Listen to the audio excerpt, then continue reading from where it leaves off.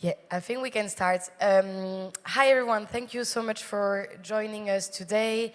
We are very happy to have you all here. And so we're going to talk about victim assistance and especially from crisis to recovery, how to strengthen victim assistance for survivors of explosive weapons. I have with me different panelists, Almedina Music from DRC, Libya, Algeria, and Tunisia, who is the HDP coordinator. We have also Katerina Bokobalo, who is the victim assistance specialist for DRC in Ukraine. And we have Rasha Salem, who is the head of victim assistance at the Libyan Migration Center. And finally, we have Nick Vovk, who's HDP manager for DRC in the occupied Palestinian territory. So welcome to you all. It's great to have you on stage. And maybe just as an introduction, I think the reason why we also have three different contexts is because we think it's very important to have this discussion with three different contexts and to see how victim assistance is often discussed in one single context. And for us, it was very important to have different contexts here to also discuss how victim assistance take different shapes in different contexts and at different stages of the crisis. And we want all together to identify what kind of support is needed at different stages for victim assistance, from immediate emergency assistance, capacity building for national mine action authorities, but also what are the next steps and how we can strengthen the public services. And I think the last question that we will ask to our panelists is how can victim assistance move from crisis to recovery in ways that are realistic, context-specific, and where centered, where the needs and the rights of the victims are kept at the center of it. So our first panelist is Nick from the occupied Palestinian territory, and I'd like to ask you, from your experience in Gaza, as Nick, you've set up the program and designed the setup of victim assistance in Gaza. What does VA look like in Gaza when public systems are severely weakened and people cannot wait for post-conflict recovery phase? Thank you very much, and welcome everybody here as well. So we have to understand in Gaza, victim assistance takes place in a context where there's extreme societal destruction, there's extremely limited humanitarian aid as well, and then there's enormous needs on the other end, right? So we have 80% of the public sector of the infrastructure has been reduced to rubble. We have around 60 million tons of rubble that exists right now in the strip, and which is full of other hazardous materials, be that asbestos or explosive ordnance that's there. And then people in the strip continue to be forcibly displaced. From our own studies, on average, people in the Gaza Strip has been displaced 11 times over the course since the start of the war in October 2023, once every 2 months, right? So they move frequently around forcibly the strip itself. Until present day, we have a blockade of humanitarian aid, okay? That will influence medical evacuation, but it will also influence the availability of fuel, basic items, medical items, shelter items, and so on and so forth, right? Currently, in the centralized database at UNMAS, we only have 1,000 victims of explosive ordnance recorded. But we know from other sources that there is at least 170,000 people who have gotten injured because of this conflict. It might not be the explosive blast for all of them, but we're looking at a massive amount of people that need assistance there. Right? This means that the context in which victim assistance operates in Gaza, specifically here, has very weak public and private institutions. And that leaves a lot of gaps in coordination and in the service delivery that the victims need. Every fifth victim in Gaza, for example, that we've interviewed, we've done over 100 in our newest report, every fifth of them needs a procedure that is only available outside of the strip. It used to be available in the strip, but because of the destruction, you can only get it with a medical evacuation. 69% of assessed victims have experienced displacement, almost all of them, right? And that also further reduces sort of the continuity of care, access to the services, and so on and so forth. there's major gaps in both the coordination, but especially in the service delivery, as I said. There was times when we had no prosthetics available in the Strip at all. There's been months-long waiting lists to get shelter items in the Strip as well. We had times when one painkiller cost $1,000, one pill, not a whole box, okay? So that's everything that happens in the context in the Strip as well. What is more is that rehabilitation, health, psychosocial, economic support services, they're all very much fragmented, but they're also largely inaccessible.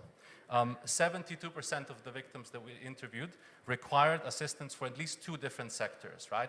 Let's say from health and from shelter. But almost 50% required services from 3 or more sectors. So victims in Gaza experience a multiple of needs and therefore require services to be provided to them from a variety of different service providers. The most common needs that we've identified for victims in the Strip: health, MHPSS, cash assistance, and shelter support. Those are top 5 ranked by the victims themselves. So we have to understand that in Gaza, we cannot only consider victim assistance in a very narrow medical sense, right? Victim assistance must be understood as inherently multi-sectoral. Every victim will require quite a lot of different sectors of intervention to really capture all of the needs that they have.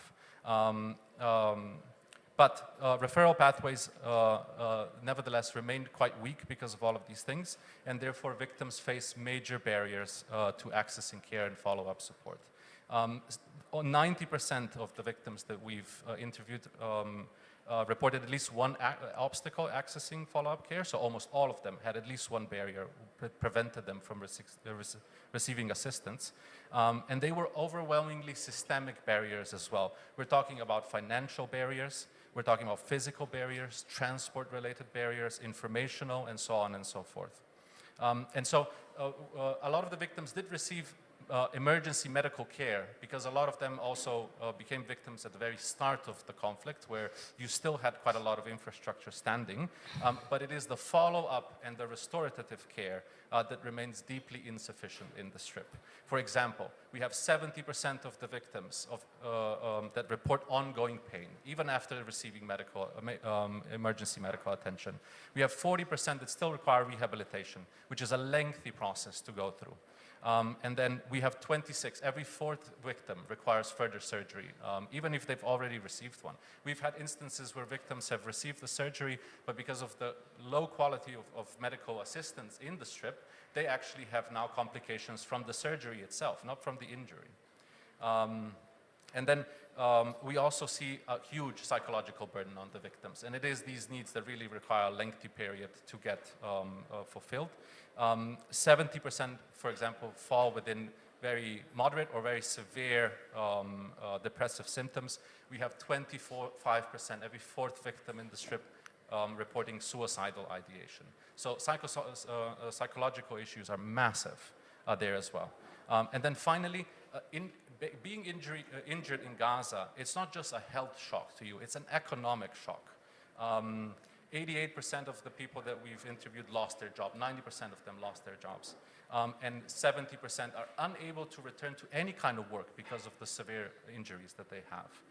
And then they're forced to then absorb also the cost of this recovery, right? We have almost 50%, every second person in Gaza that have gotten injured, having to pay out of pocket for receiving any kind of service for the needs that they have.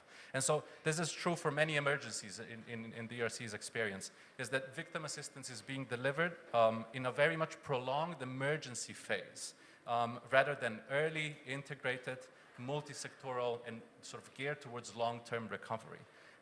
Victims therefore survive the initial injury, very true, but their support requires a lot more long-term sort of support to be able to finally recover, which is simply not available in Gaza at the moment, right? And so for OPTs from DRC's side in Gaza specifically, it is really essential that operators integrate victim assistance as part of mine action from the very outset, and then that we invest very early in service mapping, in supporting all of this diverse sort of humanitarian aid there as well, to bridge these gaps. So I hope that sort of illustrates the context here, and I'll pass the floor back to you. Thank you very much, Nick. No, I think it's very insightful, and I think it's very important to see also what we have been able to do in Gaza in terms of victim assistance in a context that is extremely constrained, as you all know, and where humanitarian assistance is not flowing as it should, and so it's a very specific context, but also at a very early on stage of a humanitarian crisis. So now moving on to a different stage, I'd like to ask this question to you, Rasha, from the Libyan Mine Action Center, and from LibMac perspective, what progress has already been made toward a nationally owned victim assistance structure, and what are the key next steps according to you? Thank you. I will commence with overview from 2016, when the victim assistance was officially separated from mine risk education. At that time, victim assistance, the one-person unit, began reviewing and filtering the old data that had been sent to LibMac by national and international organizations by that time. That followed by making contacts with local authorities, Ministry of Health and Ministry of Social Affairs, to collect additional data. When was gathered by a victim assistance unit at Libyan Mine Action Center, entered into the EMSMA. The victim assistance unit under my leadership was referring victims to services, ICRC and HI, and we were also conducting follow-ups. However, we faced challenges in data collection due to limited cooperation from some authorities. Some organizations were collecting data, but only in very basic way. In 2020, after cessation of clashes, field hospitals were established in the conflict zones, and we started collecting victims' data directly from them. At that time, unfortunately, 2 doctors were killed by booby traps, which alerted us to take immediate action, providing awareness training on safe behaviors, quick emergency responses, and training on proper victim data collection. Thanks to this intensive training, we didn't lose any medical or paramedical staff afterwards.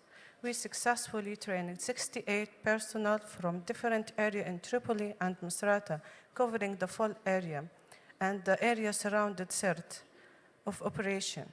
The field hospitals, which I mentioned earlier, and that were established in conflict zone after 2020, were converted to emergency medicine and services support center in 2021, with branches in eastern, west, and south, and checkpoints every 60 kilometers in most area. At that moment, Libyan Mine Action Center has signed a memorandum of understanding with them to ensure the continuance of our work, and trained 28 personnel from Tripoli in 2025. Besides this very good cooperation with Emergency Medical Services Center, and Libyan Mine Action Center has been in collaboration with Ministry of Health on the follow victims data, and I'm proud to inform that the memorandum of understanding with Ministry of Health is in the final stage for preparing to. Also, LibMac reached and arranged with the Ministry of Social Affairs for the same purpose, and we are currently obtaining the Ministry's approval. Nevertheless, these successes are sporadic and take long time. That's why LibMac appreciates joining efforts with DRC to strengthen and improve referral pathway, because from the diagram on the screen, we can witness an increase in number of injured and death over the last 2 years. And especially in 2026, we have 8 civilian accidents among 4 injured and 1 killed child. Thank you. Thank you very much, Rasha. And now moving on to you, Al-Medina, and from your perspective as HDP coordinator for DRC in Libya, where do you still see the biggest gaps? Is it in coordination? Is it in referral? Is it in data or in cross-sector engagement? Thank you, Louise, and thank you for your question. I can just say very directly, straightforward, coordination.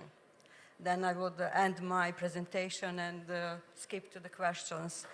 But let me to explain you and elaborate how we get to there and why we say this is coordination, because we just recently heard Mrs. Rasha talking about really good successes.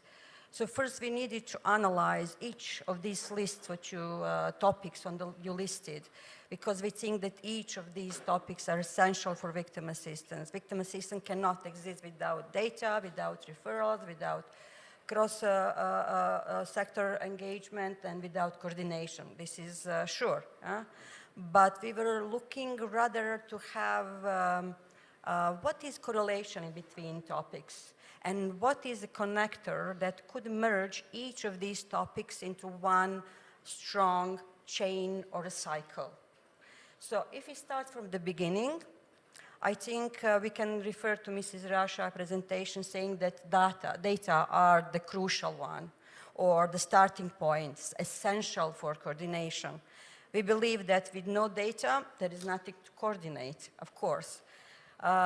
We need the data to be able to identify the victims. We need the data to be able to analyze them, to understand their needs, to plan the services, and to do a proper referral. However, we were also learning from Mrs. Rasha there are a lot of missing data. We don't have all data about the survivors. And these data that we do have are incomplete. So if we start with the first from your list, the data, there is a gap already there. If we move further, from Mrs. Rasha also, we learned that even Libyan Mine Action Center were referring survivors to the certain services. And I'm really happy that Mrs. Rasha reported that Libyan Mine Action Center signed memorandum of understanding with emergency medical and support services that can provide emergency medical care, can provide emergency psychosocial support, psychological support. We learned also from Nick how important it is for the survivors in emergency. But what we learned also, that these services were very sporadic, okay? There were no exchange. There were no feedback to Libyan Mine Action Center. So the Libyan Mine Action Center could not coordinate these services or cross-sector engagement. These services were not connecting to mine action at all, okay? And now if we go to see what we need for why we say coordination, and we think that it's not only like any coordination or general coordination. We think that this coordination should be in the hand of national authority, and this is Libyan Mine Action Center, already there. So we don't need to start from scratch. We just want to build and develop their competencies in order to be able to link existing services with all together, to merge them, to create a trustful atmosphere to be able to do proper referrals. And just to conclude, I'm not sure if I'm on time. I think we are good. You are. Okay. I just want to say that because we are now moved from the Palestine, whereas we talked about the emergency, and in Libya, we learned there are so many services already exists. So it's not only emergency medical care, it's not only about health, it's also about social welfare, okay? However, we talked about comprehensive victim assistance. We talked about integrated victim assistance, okay? We cannot just leave survivors after they received emergency medical care and psychosocial support or rehabilitation, provision of assistive devices, whatever. What is next, okay? We need, even IMAS, International Mine Action Standard 13.10, talk about long-term inclusion and rights. So we think that this coordination needs to be managed by the national-owned system. And actually the national-owned system, it's not only Libyan Mine Action Center. It's a system when many other local governmental institutions needs to be linked together with us international. Why national? Unfortunately, over the years, and particularly over the last 2 years, we found out that international support is not reliable, that our governmental partners cannot fully, we are not predictable because of the other conflicting zones and priorities. And that we are there today, next year, as Danish Refugee Council with the Libyan Mine Action Center, with other Libyan organizations, local one. We want them to build more, not only 3 that we have at the moment, and not only 3 international NGOs that we have in Libya. But everything needs to be in the hand of the national system, because in order to make that support sustainable. We already did good start, I would say, this year. We organized a roundtable on comprehensive victim assistance in Libya, together with Libyan Mine Action Center, together with the UNMAS. We invited all relevant parties, even though that were like questioning why are they, because they could not see connections that maybe education or livelihood, Ministry of the Labor, Ministry of the Culture and Sport, etc., may have with mine action. So first they needed to understand the role and responsibilities about the Libyan Mine Action Center to be able to share the data, so that the Libyan Mine Action Center can analyze the data, then manage the data in IMSMA, can protect the data. We are talking about the protection of about data, and can do proper planning and referrals. The next step this year, after the roundtable, we are proud because even we make interest in the cabinet of the Prime Minister, who requested to provide him with recommendations of the roundtable. And this recommendation you can find here in the desk if you are interested to hear, is actually to continue data collection. Mrs. Rasha mentioned that unfortunately that these statistics are increasing in Libya. Of course, Libya, we cannot compare ourselves with Gaza or Ukraine or Afghanistan, Syria, okay?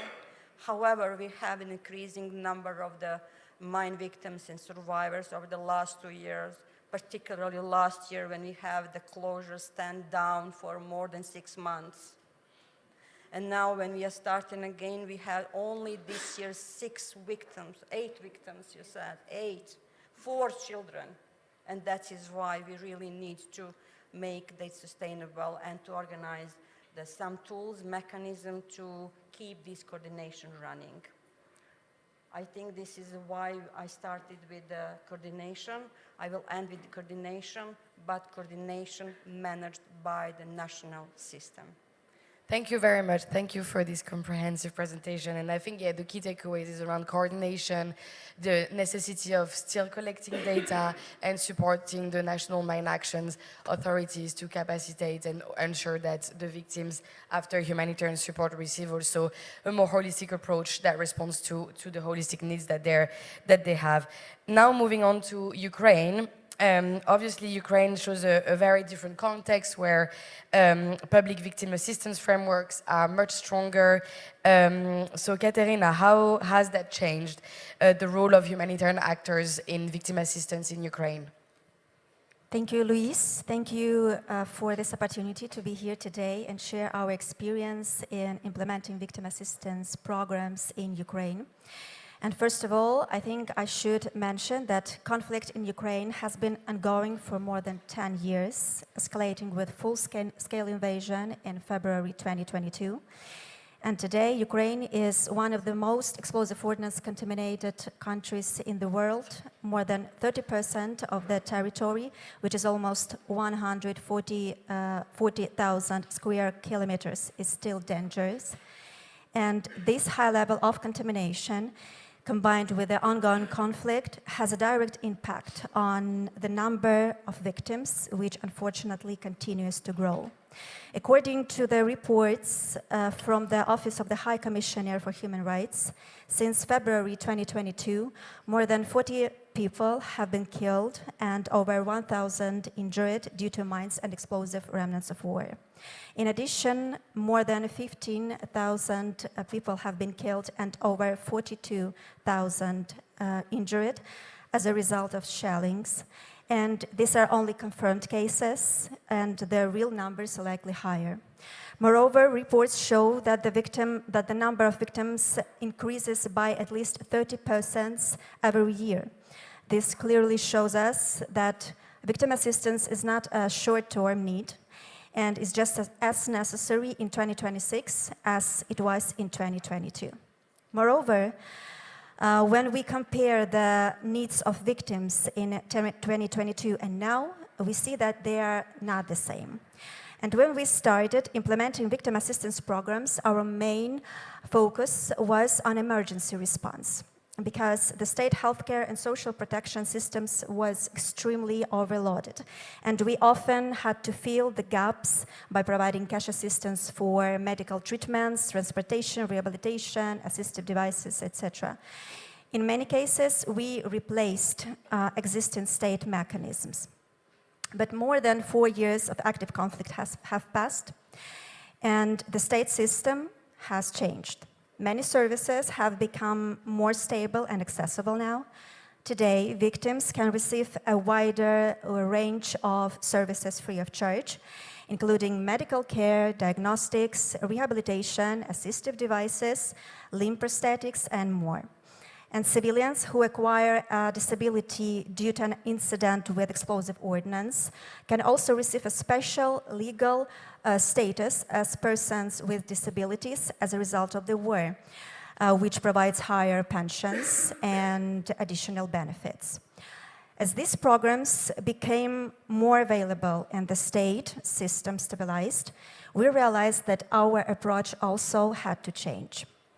For example, when free rehabilitation services became available in public facilities, we understood that it not longer made sense to provide cash assistance for services that people can receive already for free.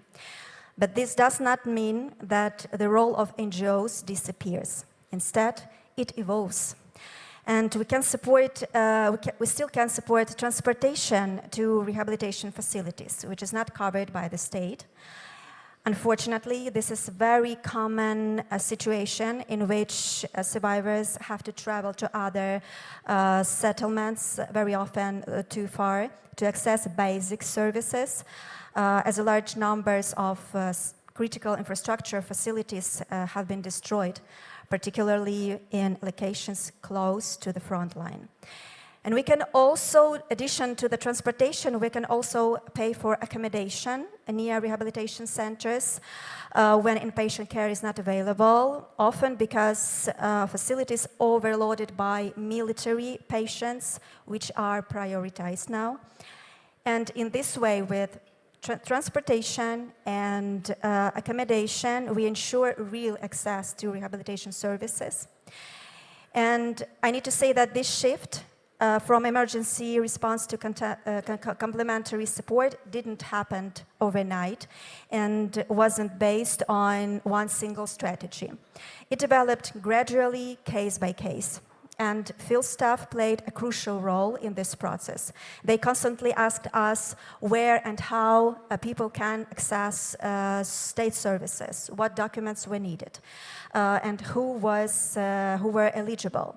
And this clearly showed us a major gap. This is a lack of information.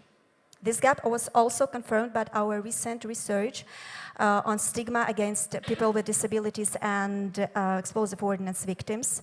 The results show that people feel the most excluded in healthcare and social protection systems, mainly due to lack of information, as well as financial and bureaucratic barriers.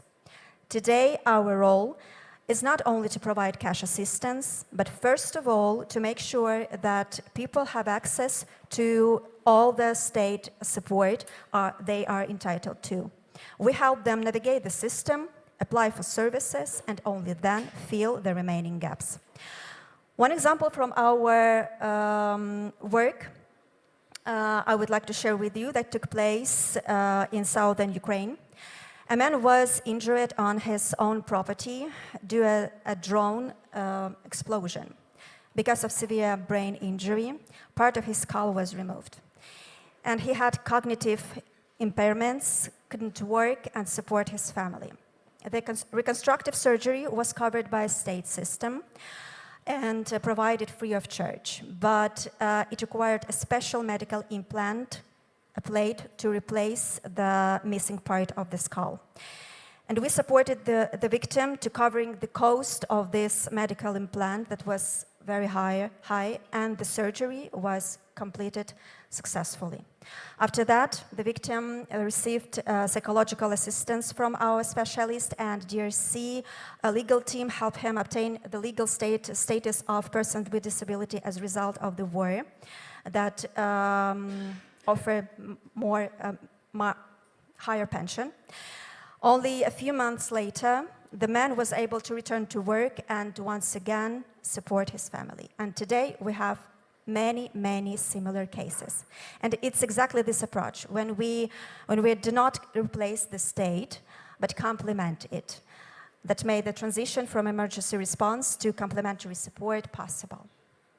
At the same time, we still observe certain gaps in the state system. These include long waiting times for free medical examinations, challenges with the selection of prosthetic devices, limited quality or duration of rehabilitation services, as well as complex administrative procedures for obtaining legal statuses and benefits. These challenges are also influenced by the fact that Ukraine does not have yet national standards for victim assistance and a single state authority responsible for this sector. As a result, coordination and referral pathways can be fragmented, and access to comprehensive recovery and reintegration services may differ from case to case.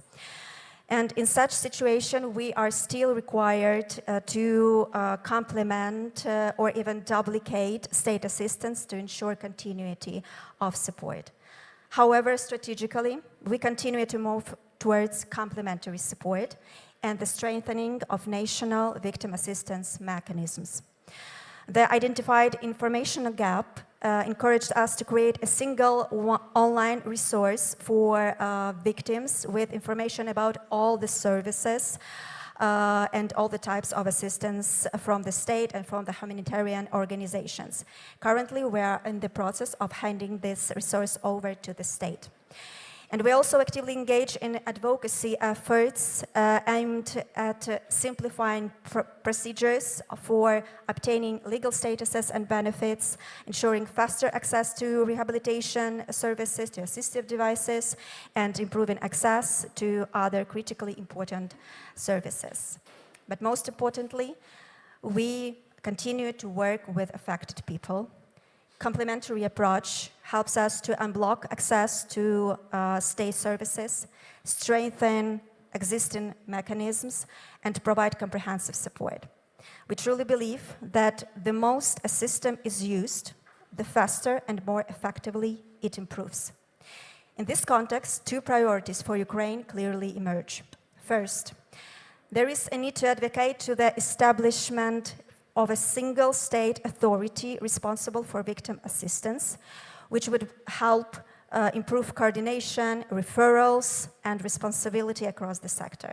And second, starting the development of national standards for victim assistance is important to ensure more consistent and comprehensive support for all survivors. Together, these steps would strengthen coordination, support better recovery and reintegration after injury.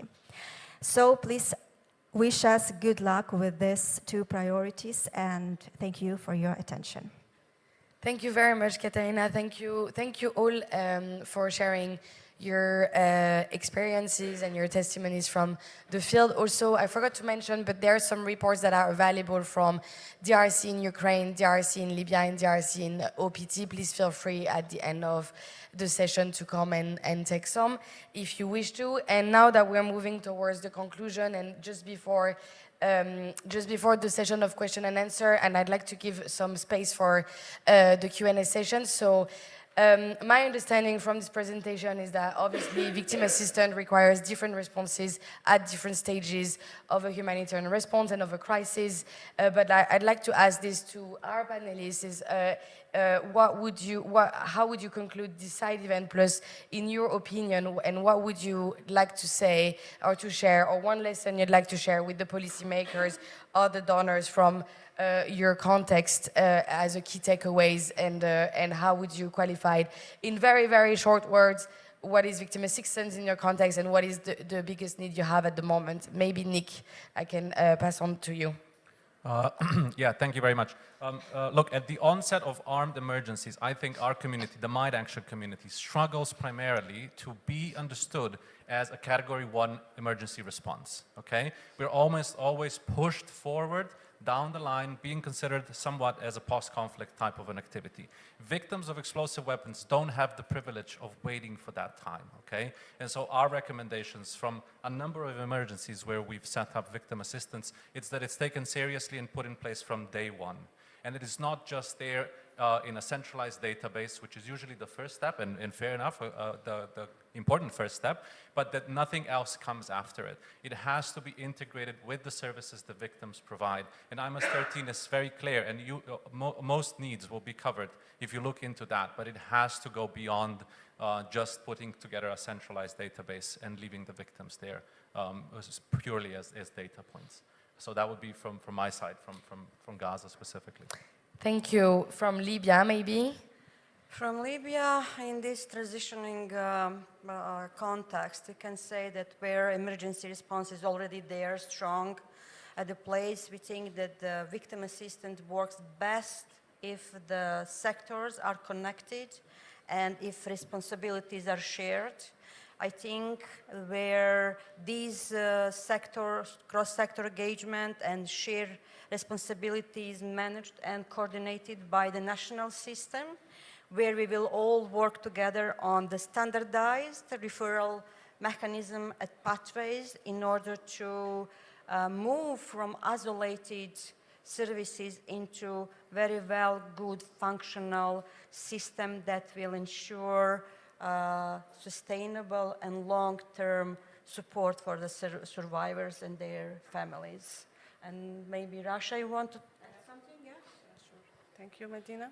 A nationally owned and coordinated approach is essential to ensure inclusive and sustainable victim assistance in Libya, leaving no survivors behind. Thank you. Thank you, thank you. Katerina, maybe the closing word. From Ukrainian perspective, in the environment where the state system is more resilient, complementary support can be an effective way to create real and lasting change, but it would not be possible without state mechanisms that will coordinate all the system. So I would like to strongly recommend to support the transition for responsibility for victim assistance to the state and creation the one single state authority under government that will coordinate all the efforts that do government and non-government organizations, as well as establishing the national victim assistance standards based on IMAS 3010, but with our local Ukrainian context and ongoing conflict. And this approach not only maximized the value of every donor contributions, but also strengthened trust in the public system and gives survivors something very important. It's stability, confidence, and hope for the future. Thank you. Thank you so much. Thanks to all our panelists. I think now we can open the floor for questions.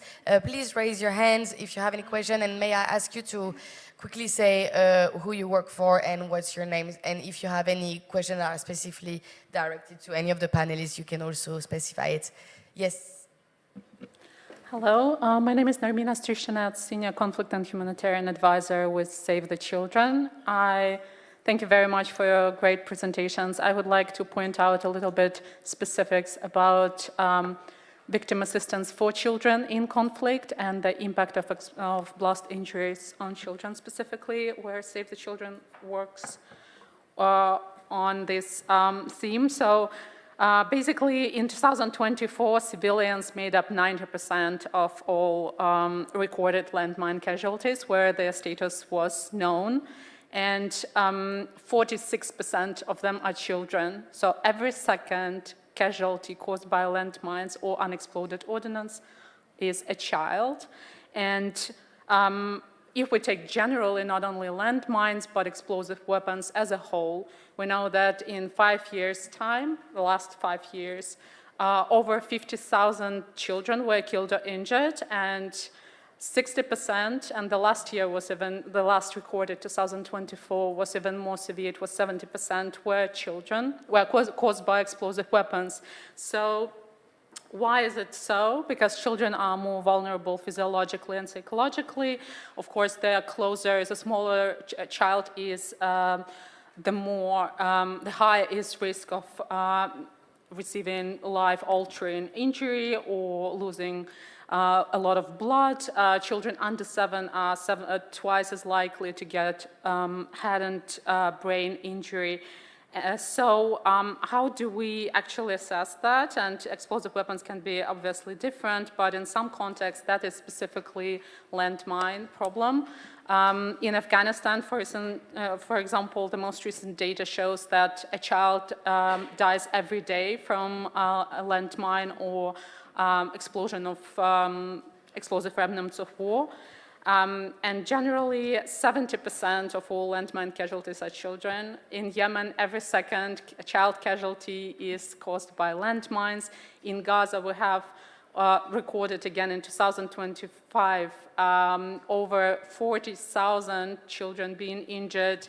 And even in the beginning, the first year of escalation in 2023, over 1,000 children were recorded to lose 1 or 2 legs. So the scale of injuries is massive, and if we want to match the scale of state assistance on victim assistance to survivors and the interest in victim assistance and the scale of a problem, we see that we don't see it coming together because last year, Landmine Monitor report reported that states committed only 5% of their mine action funding to victim assistance.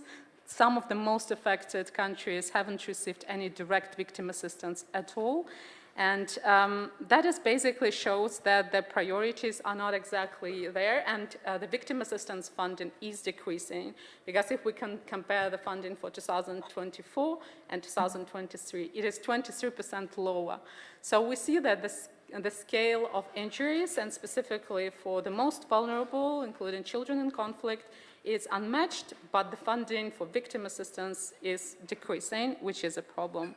And essentially, the blast injury changes the whole trajectory of child's life. As colleagues pointed out, they cannot access education. Some of them experience anxiety, mental health problems. They experience isolation, and that has long-term economic implications.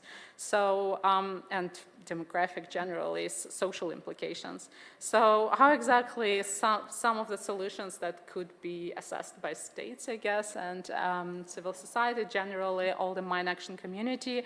Save the Children is a partner with global research institution Imperial College London and co-founded Center for Pediatric Blast Injury Studies. And 3 years of collaboration have already brought great results, and we're now working on rolling out the prosthetic knee. The trials will be going on in Cambodia and Rwanda, and we're now assessing. It is low-cost, affordable prosthetic knee that can be actually implemented in really crisis setting, and that may change the life of children considerably. That can be training and assistance, and the same, just to echo what Nick has just said, that it is not post-conflict or sometime later, it's just immediate assistance.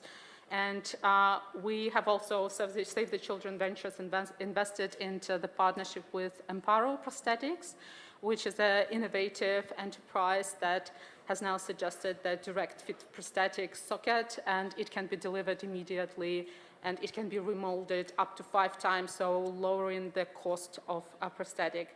So just to point out that very much specific and clear vision of the needs of the survivors is essential. It is essential that states and donors prioritize victim assistance and specifically research and rehabilitation for vulnerable populations. And there are very many creative ways how to do that with civil society and with academia and private sector. Thank you. Thank you very much. Thank you for raising the point about children and the specific need that they have. I'm not sure there is a reaction from our panelists on this. Or I saw a question there. Okay, but there was one I saw, you raised your hand. Yeah, thank you very much, Feroz Alizada from the Implementation Support Unit of the Anti-Personnel Mine Ban Convention in Geneva. Thanks to the presenters, also to the colleague from the Save Children for that important intervention. I have a quick question in relation to IMAS 1310. Someone referred to it. One of the recommendations or provision of the IMAS 1310 for the operators is to assist with transportation of casualties to health centers. I just wonder if you have any experience in this regard, and whether you are in a position to assist with that kind of situation or not. Thank you. Yeah, I'd love to take that. Okay. I'd love to take that. Please go, because I would love to take back to the Save the Children. Very good. Okay, yes. that's true. Okay. You're absolutely right. The medical evacuation is one of, I think, 5 major obligations for mine action operators. It is the one that we struggle with the most. In fact, when you look at mine action response in this specific activity, I only know of one instance, and I think it was the Halo Trust in the conflict between Azerbaijan that was able to actually evacuate some of the victims of explosive ordnance utilizing their cars. I've not seen it in any other country to be able to do that. In Gaza, certainly impossible to actually achieve it. Simply because we have problems importing the correct vehicles, etc., it's medical equipment, etc., etc. The problem that I have with IMAS 1310 on that specific one, it's that it's a shell requirement specifically. And so anytime a mine action operator is unable to provide medical evacuation, we're in fact non-compliant with the standard itself. That's why I really wanted to answer this question. It's an excellent question. Thank you for problematizing that bit. I'll pass it back to Al-Medina or to... maybe go for the next questions, then we'll see. Yeah, so, I mean, maybe behind there is a reaction to this, no? Yeah. Yeah, Sebastian Kazak, Mines Advisory Group. When I asked my colleagues about transport, they say, liability, we can't transport people. If anything happens to them, if they die on the transport, we will be charged, and we will have huge complications with the national systems and so on. And I challenged that. It's not... So we should always ask and find ways, and there may be exceptions. But first reaction was, no, no, no, no. Thank you. There's a question. There was, here, Hello, it's working. Okay, Sofia Cogollos from HI. I wanted to ask a question about technical assistance to mine action authorities, because you guys were speaking a lot about how important it is for authorities to lead on coordination. But we know also from the field that it's really difficult sometimes for authorities. They have 1-2 people that are supposed to lead coordination with like ministries and at the same time with organizations, small or big and big in the field. So I wanted to ask the colleagues from DRC working in Libya and in Ukraine, what would be the best practice or how good technical assistance should look like in order to properly support mine action authorities to do coordination when it comes to victim assistance? Okay, thank you. Thank you. I'm really glad that Handicap International or Humanity Inclusion asked the question because I can share some experience by working for Handicap International in multiple missions, and that's where we'll come back to Save the Children as well. So the best way to work with the local authority, one-person unit, yes, you're right. So we talked about collective commitment. So it means that what Libyan Mine Action Center needs to ensure, you need to take any tools. So of course, the Libyan Mine Action Center will take this interest from the Prime Minister, who has a power over the other ministries, to assign one person, delegate, to attend the working group discussions on particularly victim assistance. So you need someone strong representative from each respective ministry. This is the first thing. The other, you need to know that, of course, the Ministry of the Health, Ministry of Education are essential, Ministry of the Social Welfare, and Ministry of Labor. Why? If we talk, and I will link with the Save the Children, Ministry of Education, how to say, you need to work on advocacy, particularly on advocacy, and linking victims with the people with disabilities, making this big movement. So then you are more powerful with actors, not only from Mine Action, but from the wider community of the people with disabilities, banning and advocating to support victims. This is when we do have the child victim. We have DRC staff here among, and the child protection specialist, lady that joined recently to us, and really glad. What we want when we are talking about every second child is the victim, yes, unfortunately. So we should talk about the prevention, okay? Now you have, when we are there, you only can do through all this empowerment on national system and everything together with really good, strong advocacy, engagement of the media and everything. But when we talk about survivors or the victims, because according to IMAS 1310, victim is even community, yeah?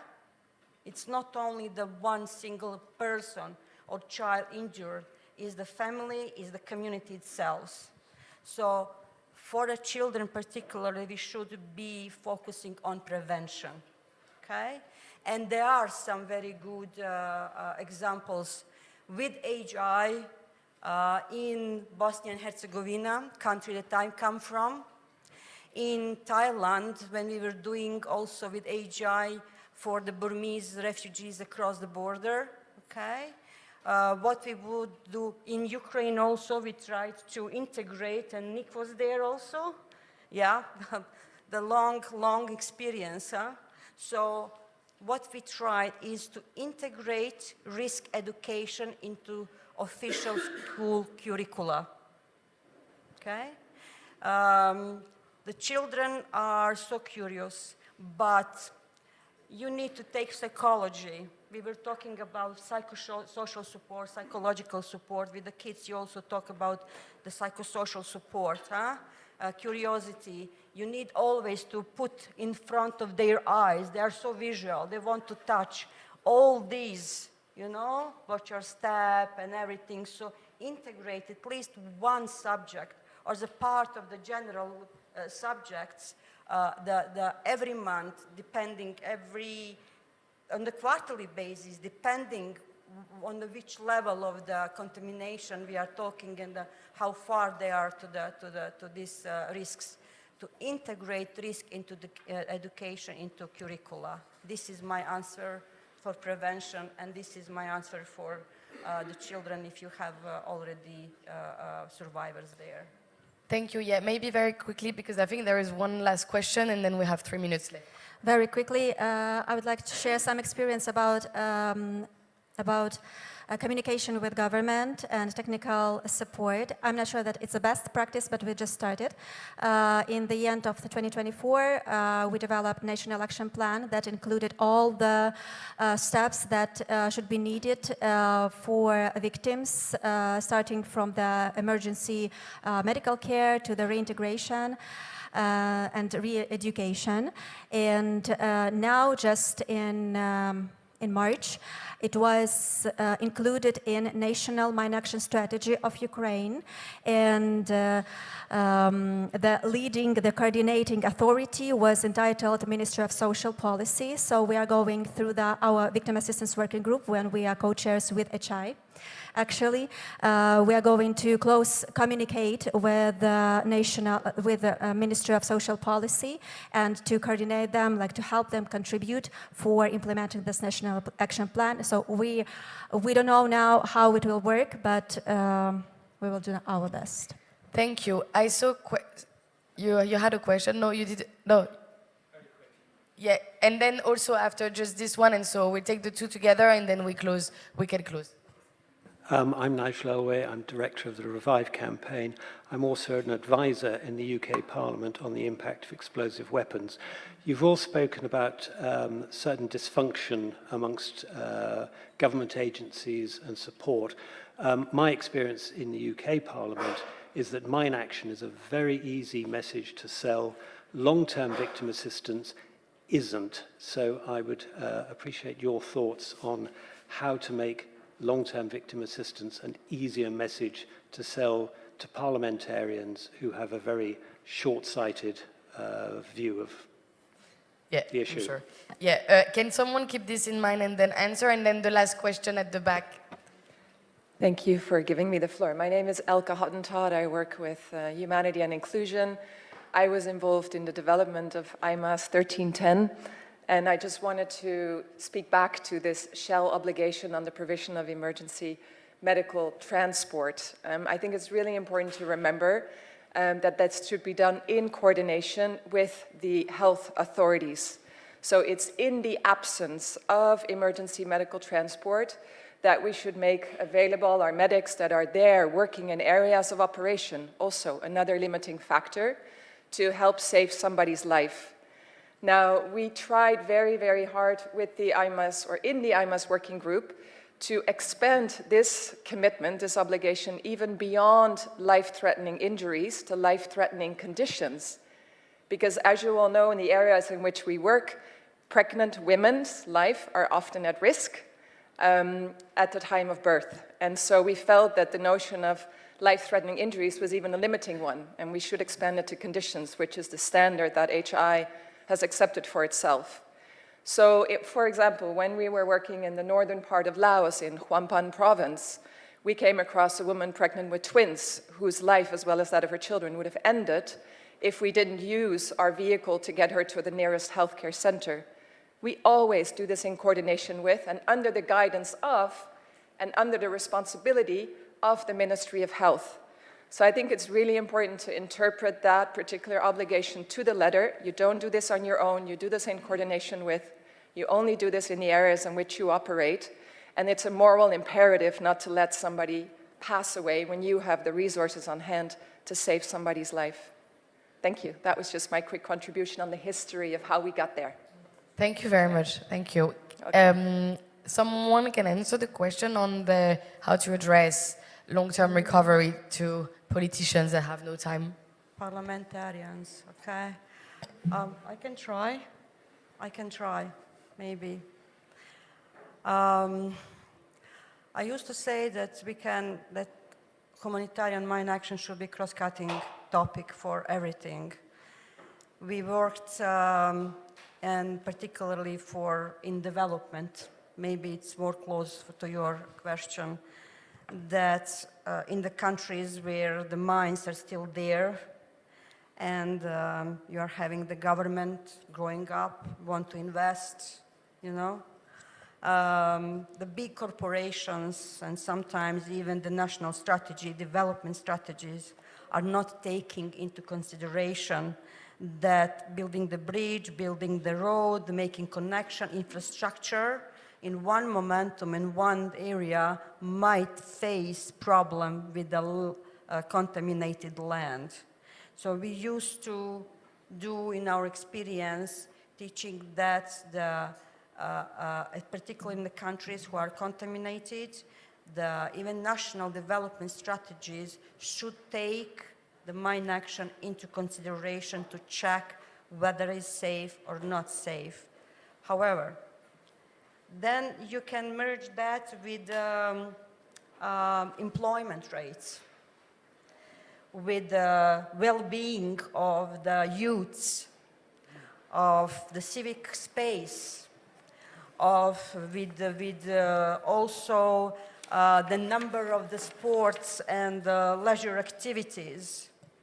If you have the society with a lot of survivors, including kids, these kids won't be happy. They won't be able to play the sports as their friends play. Their parents won't be able to provide them what the other parents provide their children. So you have unhappy family who might leave your country and look for another third countries maybe, as we experienced in many other countries. I'm sorry, I was just listening to my colleague from Croatia because we were having the same. And to conclude maybe what to sell, if you have so many adults, and we do keep this is every second survivor is a child. However, if you take the global statistics, majority of the survivors are men adults, okay? Men adults who cannot perform their occupation they did before accident, and very, very few cases there are. So they need to think, in many countries, in Africa particularly, the man is the holder of the family, who needs to feed the family, who needs to provide, bring income, take care of the wife and the children, etc. If this man is not able to do that anymore, first, he's humiliated.